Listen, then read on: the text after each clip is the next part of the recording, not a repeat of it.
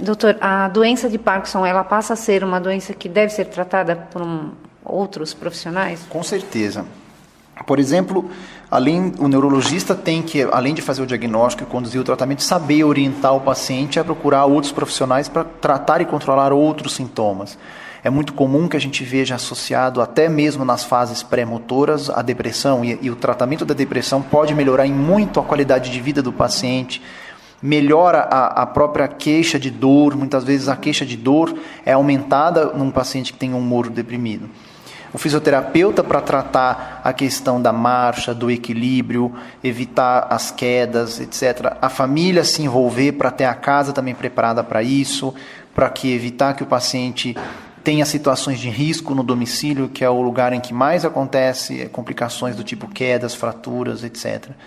E então assim como os pacientes de outras áreas, o AVC é a mesma coisa, a doença de Alzheimer é a mesma coisa, na esclerose múltipla é a mesma coisa. O doente tem que ser encarado de uma forma global. Ele tem uma doença naquela pessoa que está inserida numa família, que está inserida numa sociedade. Todos os fatores vinculados à doença, a doença tem implicações sociais, trabalhistas, na relação afetiva, etc. Então isso tudo tem que ser abordado e tratado quando você dá um diagnóstico que tem essa implicação, tá? A gente não pode deixar de orientar ou oferecer ou avisar o doente que deva procurar esses profissionais, porque só com essa série de profissionais trabalhando em conjunto é que o paciente vai ter a melhor das recuperações ou a qualidade de vida dele da melhor forma possível. Se alguma dessas coisas ficar falha, talvez ele não atinja aquilo que seria o ideal para ele, o melhor, viu? E fora esse acompanhamento médico, claro, o apoio total, o carinho da família para poder auxiliá-lo. Com certeza. Esse é o maior remédio que tem também para qualquer das doenças, desde que a gente é criança, que a gente tem uma febre, ou que a gente tem uma dor de garganta, ou que a gente tem uma doença muito grave. O carinho, o afeto, o bom relacionamento é imprescindível. A gente sabe isso desde que a gente nasceu, né? E o carinho de um animal ajuda bastante? Ajuda bastante, né? É lógico que, especialmente se os pacientes têm por hábito ter esses pets, ter esses animais de estimação e têm com ele um afeto. Em alguns lugares do mundo, inclusive, é permitido que esses animais adentrem o hospital em áreas destinadas para isso, porque esse contato é sempre positivo, é sempre muito bom, né? O animal tem um vínculo de confiança e de afeto com a gente sem esperar o contrário, né? Isso é interessante. Então, com certeza, os pacientes têm uma melhora. Aqui no Brasil, em alguns hospitais oncológicos, a gente já tem isso e tem uma resposta muito boa, tanto crianças quanto pacientes mais velhos. Isso é muito interessante. E sobre as campanhas de divulgação com relação a essas doenças? Porque a gente sabe, por exemplo, de Outubro Rosa, né? Todo mundo, né, sabe o que é e o símbolo e tal. Existem campanhas mais específicas de informação para essas doenças que o doutor falou? Bem, existem sim campanhas.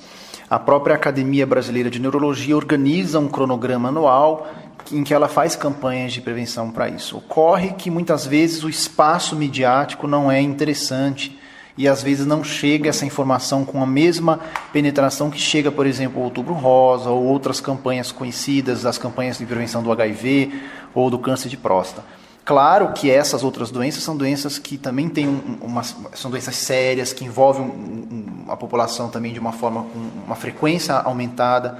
Porém, o Brasil é um país que a mídia exerce uma influência ainda muito grande na vida das pessoas. As diferentes classes sociais se reúnem para ver televisão, para ouvir o rádio, menos a mídia escrita, que a população não é tão familiarizada, mas rádio e televisão chega às casas da pessoa mais do que chegam outras coisas, mais do que os livros até. O que em alguns aspectos não seria muito interessante, mas a mídia, portanto, tem consigo uma responsabilidade de divulgação desse tipo de informação, porque a informação no campo da saúde é fundamental. Quando a pessoa conhece melhor uma coisa, ela reage melhor, sabe se virar melhor com aquilo. Então, apesar da academia ter essas campanhas, elas ainda são mais restritas, tem lugares que elas ainda não chegam, elas não são divulgadas nas mídias de grande divulgação, seja televisão ou rádio. Então, por isso é importante, por exemplo, o teu trabalho, esse programa na rádio, eu acho que ele tem uma função social muito boa. Esse é o objetivo mesmo, é prevenir doenças, falar delas, como tratar e para que as pessoas fiquem alerta, né, doutor? Eu queria te agradecer a sua participação, eu sei do seu tempo, né, que é bastante restrito. Muito obrigada por ter explicado um pouquinho sobre essas doenças e eu espero poder ter em outra oportunidade o seu conhecimento. Gostaria de falar mais alguma coisa? Eu quero agradecer mais uma vez a oportunidade, dizer que eu estou à disposição e mais uma vez parabenizar essa iniciativa. Isso é fundamental para o Brasil, é isso que a gente precisa hoje em dia. E agradeço aos ouvintes e desejo a todos uma boa tarde. Muito obrigado, boa tarde. Até a próxima edição de Ao Céu Pro Saúde. Você ouviu na Showtime Ao Céu Pro Saúde. Ao Céu.